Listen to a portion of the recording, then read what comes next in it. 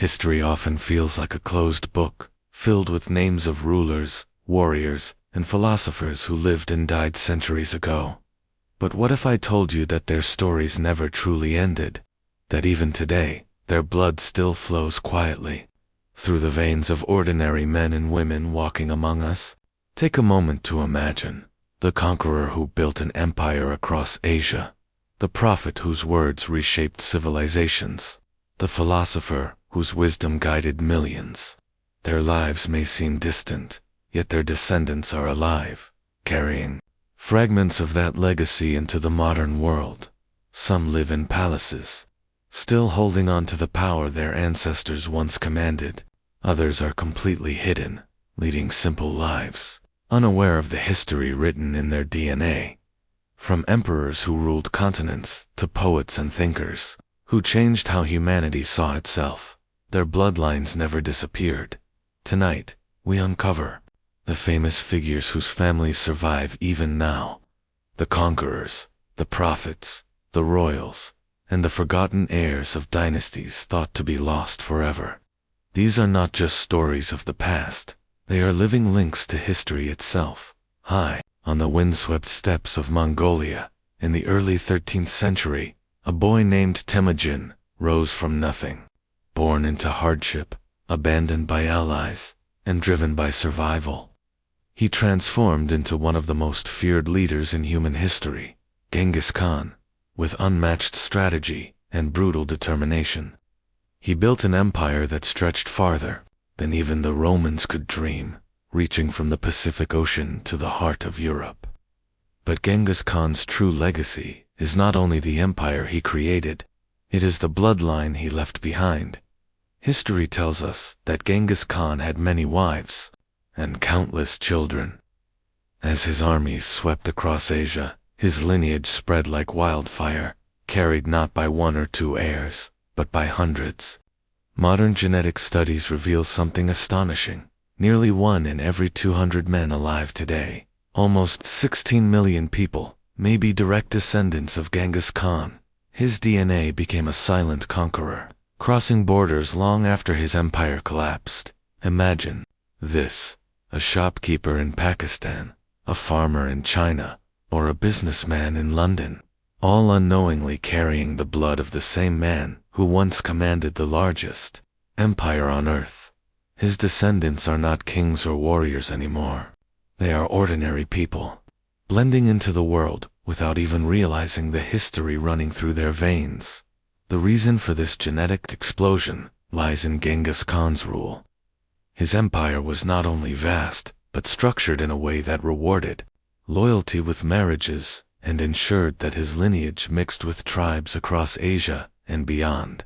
His sons and grandsons carried on this practice, leaving behind countless heirs across regions from Mongolia to Iran, from Russia to India. Today, when scientists trace the Y chromosome, the genetic marker passed down through fathers, they see a pattern so widespread, so dominant, that it points back to a single man from about 800 years ago. That man was Genghis Khan. It's a haunting thought. While his empire crumbled centuries ago, his true conquest was immortality through blood. The Mongol warrior who united warring tribes and brought empires to their knees now lives on in millions of descendants who may never know his name, yet unknowingly carry his legacy. Genghis Khan is not just a figure of the past. He is a figure of the present, a man who still walks among us, not in body, but in blood. His empire may have faded into dust, but his lineage has conquered time itself. In the deserts of Arabia, more than 14 centuries ago, a man was born who would forever change the course of history. Muhammad ibn Abdullah, the prophet of Islam, peace be upon him, was not a conqueror of lands like Genghis Khan, nor a seeker of thrones like emperors before him. He was a messenger, a teacher, and a guide whose words reshaped entire civilizations. Yet beyond his spiritual legacy, there exists another story, the survival of his bloodline through time. The prophet himself had sons who passed away in childhood, but through his beloved daughter Fatima and her marriage to Ali ibn Abi Talib, his family tree endured. From this sacred union came Hasan and Hussein, grandsons of the Prophet, whose names echo through Islamic history. Their descendants came to be known as Soyids and Sharifs, titles of honor that marked them as direct heirs of the Prophet's household. Over the centuries, as Islam spread from Arabia into Persia, Africa, South Asia, and beyond, so too did the descendants of Fatima and Ali. Some became scholars and saints, guiding communities with wisdom. Others became rulers and leaders, carrying the Prophet's noble bloodline into positions of worldly authority. But many more lived quiet lives, ordinary in appearance, yet extraordinary in heritage, passing down a lineage that carried with it both pride and responsibility. Today, millions around the world trace their ancestry to the Prophet Muhammad Peace in places as far apart as Morocco, Yemen, Iraq, Pakistan, India, and Indonesia. Families carry the titles Sayyid or Sharif, honoring their connection to the Messenger of God. In some regions, records of genealogy have been carefully preserved for centuries, ensuring that each generation knew its place in this sacred chain. For Muslims, the descendants of the Prophet are not merely bloodlines, they are living reminders of the Al-Bayt, the household of the Messenger. To this day, respect for them runs deep across the Islamic world, whether in shrines dedicated to Imam Hussein in Karbala or family trees maintained in distant villages. The story of this lineage remains alive, but beyond reverence, there is also a remarkable fact. Unlike most dynasties that rise and fall, vanish into history, or fade into obscurity, the Prophet's family has survived through wars, migrations, and centuries of change. While empires collapsed around them, the bloodline of Muhammad Peace endured, scattered across continents, yet unbroken. It is a reminder that legacy is not only written in books or carved into monuments, sometimes it is carried silently in the veins of living people. And among those people, scattered from the Middle East to Asia and Africa, are the descendants of the man whose life and words transformed humanity, the Prophet Muhammad. Peace be upon him. More than 2,500 years ago, in the ancient state of Lu, what is now modern-day China, a boy was born into poverty.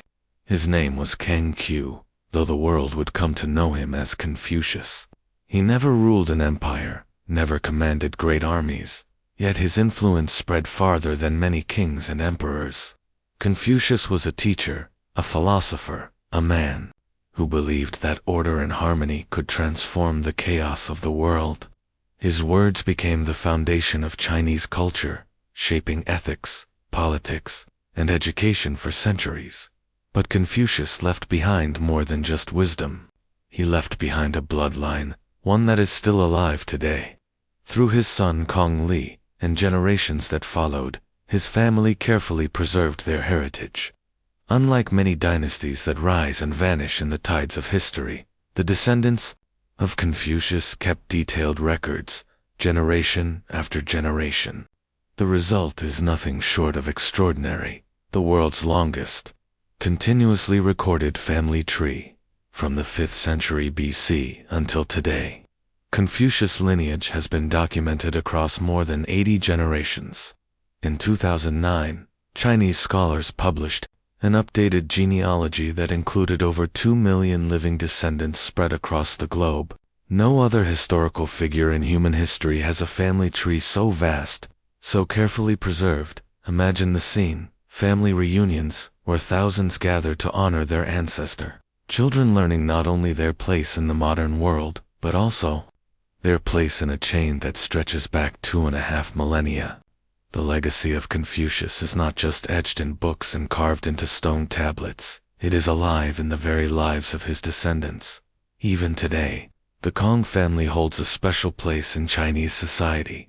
Some descendants work in academia, others in government, some in completely ordinary professions. Yet wherever they are, the name of Confucius follows them like a shadow of honor. His direct descendants have even served as caretakers of his temples, ensuring that rituals honoring his teachings never faded. What makes this story even more remarkable is the survival of the lineage through centuries of upheaval. Dynasties rose and fell. China faced wars, invasions, revolutions, and cultural shifts. And yet, through all of it, the family records of Confucius endured. Where the bloodlines of kings and emperors often disappeared into mystery, the family of a teacher, a philosopher, remained unbroken. Confucius once said, "The strength of a nation derives from the integrity of the home." Perhaps it is fitting, then, that his own home, his descendants, his family, has lasted longer than any dynasty or empire in China. His legacy lives not only in ideas, but in the blood of millions who carry his name. Confucius is not just a figure of philosophy. He is a figure of family, the man whose lineage still binds together one of the greatest living dynasties in the world. At the dawn of the 19th century, Europe trembled before the name Napoleon Bonaparte, rising from obscurity on the island of Corsica. He became the most feared general of his age. With unmatched ambition, he crowned himself Emperor of the French, reshaping Europe with war and reform. To his followers, he was a general.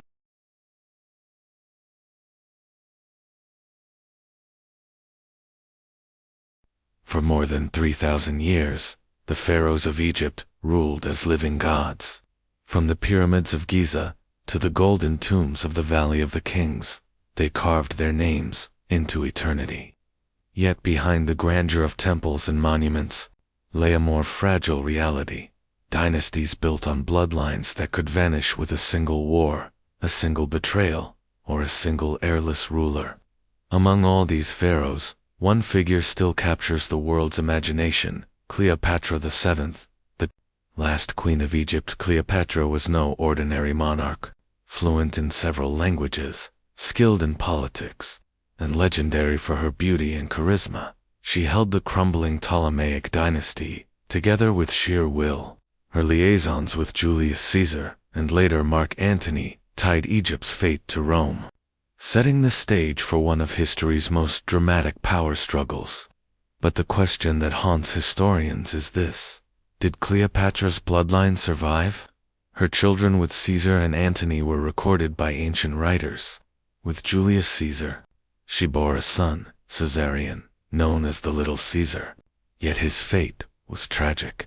After Cleopatra's death in 30 BC, Caesarion was executed on the orders of Octavian, later Augustus, the first emperor of Rome. With his death, many believed Cleopatra's direct line had ended, but Cleopatra also had children with Mark Antony. The twins, Alexander, Helios, and Cleopatra, Selene, and their younger brother, Ptolemy, Philadelphus. Of these, Cleopatra Selene survived. She was taken to Rome after her parents' deaths, and later married King Juba II of Mauritania, in North Africa. From this union came a new royal line, a blend of Egyptian, Roman, and Berber heritage. Some historians argue that through Cleopatra, Selene, the blood of Egypt's last pharaoh, flowed into North African dynasties, and perhaps beyond. Though exact genealogical links remain uncertain, legends persist. Some Moroccan noble families claim descent from this union. Others believe Cleopatra's bloodline dissolved quietly into history, leaving behind only whispers. Unlike Confucius' vast family tree, or Genghis Khan's millions of genetic heirs, Cleopatra's lineage, if it survived at all, became subtle, hidden in the shadows of time. And yet, Cleopatra's legacy did not need vast numbers to endure. Her name, her image, her legend became immortal. To this day, she is remembered not just as a ruler, but as the symbol of Egypt's final moment of independence before Rome absorbed the Nile Kingdom. The pharaohs of Egypt may no longer walk among us, their dynasties swallowed by conquest and time. But Cleopatra, the queen who fought to keep her throne, who defied Rome, and who died with dignity, may still live on, not just in memory, but in bloodlines scattered far from the Nile, whether through confirmed descendants or through the myth that refuses to die. Cleopatra's story proves one truth: The legacy of the pharaohs has never truly been buried. Throughout history, empires have risen in glory and fallen into dust. Thrones have been built on conquest, faith, and power, only to be shattered by wars and revolutions. And yet, behind the ruins of fallen kingdoms, bloodlines often survive. Nowhere is this more striking than in Europe, where dynasties like the Bourbons, Habsburgs, and Tudors once ruled vast lands, and whose descendants still walk among us. Today, the Bourbons were one of Europe's most powerful families, ruling France, Spain, and Naples. Their name is forever tied to the tragic image of Louis XVI and Marie Antoinette, executed during the French Revolution. Yet even after the monarchy was toppled, the Bourbon bloodline endured.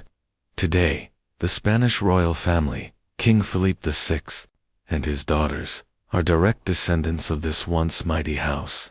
Across Europe, other Bourbon branches survive, carrying forward a dynasty that once seemed lost to the guillotine.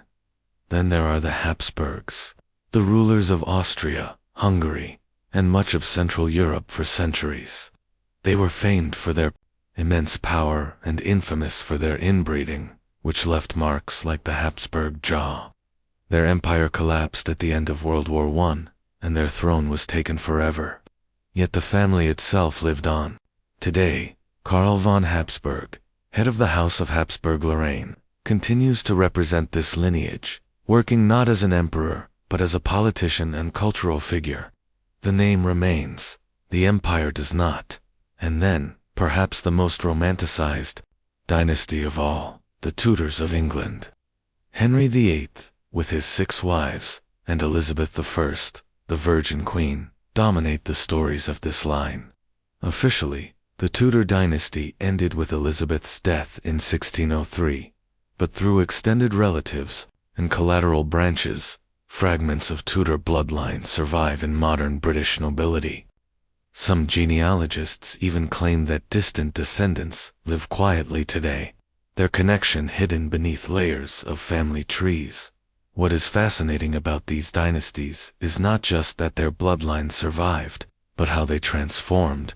The Bourbons, once kings by divine right, now serve as constitutional monarchs, bound by law. The Habsburgs, once emperors, now live as private citizens in a democratic Europe. The Tudors, whose drama shaped English history, have faded into mystery, their legacy surviving more in culture than in living heirs.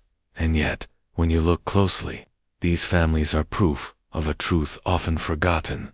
While crowns can be stolen and empires destroyed, bloodlines are harder to erase.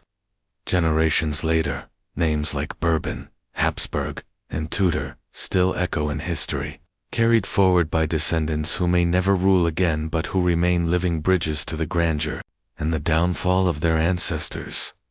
The empires may have died, but their royals live on. In palaces, in parliaments, and sometimes in complete obscurity. The blood of kings still flows through modern veins. When we think of living descendants of famous figures, our minds immediately jump to kings, queens, and conquerors. But sometimes the most surprising legacies are hidden in the bloodlines of writers, thinkers, and leaders who changed the course of human history in quieter but no less profound ways. Take Charles Darwin, the father of evolutionary theory. His book on the origin of species reshaped science forever, challenging humanity's understanding of life itself. What many don't realize is that Darwin's family line is still very much alive today. His great-great-grandson, Chris Darwin, lives in Australia and works as an environmental activist, carrying forward not only the family bloodline, but also the spirit of questioning, discovery, and love for the natural world. In a way, the theory of evolution itself continues to echo through his descendants. Then there's Leo Tolstoy, the Russian literary giant who gave us War and Peace, and Anna Karenina. Tolstoy's descendants are scattered across the globe, some live in Russia, others in Europe and America, carrying a surname that instantly evokes the grandeur of literature. A few of them have even continued in the arts, working as writers, actors, or historians. From the grandeur of his estate, Yasnaya Polyana, to the modern cities of the West, Tolstoy's bloodline is still alive, shaping culture in quieter ways. And then, across the ocean, we find the story of Abraham Lincoln, one of the most iconic figures in American history. The tall, solemn president, who ended slavery and led his country through civil war, seems almost larger than life. Yet his direct bloodline ended in 1985, with the death of his last great-grandson, Robert Todd Lincoln Beckwith. But here's the twist: while Lincoln's direct line ended, collateral descendants, those from his extended family, are still alive today. They don't carry his exact name or the weight of his office, but his blood still exists in unexpected branches of family trees. Other surprising figures also left behind living legacies. Charles Dickens, whose novels gave us characters like Oliver Twist and Ebenezer Scrooge, has descendants alive today, some even involved in literature and theater. Fyodor Dostoevsky, the Russian master of psychological fiction, also has descendants who live quietly, far from the fame of his works. These examples remind us that bloodlines don't always follow the path of empires and crowns. Sometimes they slip into ordinary lives. Teachers, artists, scientists, even farmers, people who carry world-changing DNA but live without fame. It is almost unsettling to imagine, when you walk down a crowded street, you might pass someone whose great-great-grandfather wrote War and Peace, or who carries the same blood as the man who abolished slavery. Their lives may not make history books, but their existence is proof that history is not dead. It breathes, it continues. It survives in the most unexpected places. The names may fade from monuments, but their descendants keep the pulse of history alive. History often feels like stone, carved into monuments, frozen in textbooks, locked in the past. We read names like Genghis Khan, Cleopatra, or Darwin as if they belonged to another world, unreachable and almost mythic. But as we've seen, their bloodlines still flow through the present. Their legacies are not just written in books.